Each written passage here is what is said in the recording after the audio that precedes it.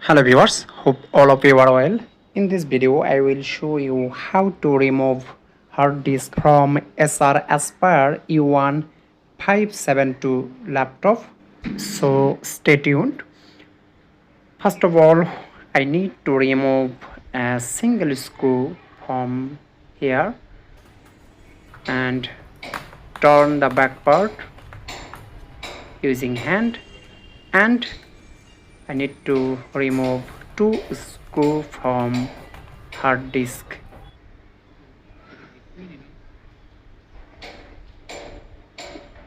After that you press, just only one press, it will remove easily. You can change from here also RAM. Thank you so much for watching this video. If you benefited from this video, please don't forget to subscribe the channel. Thank you.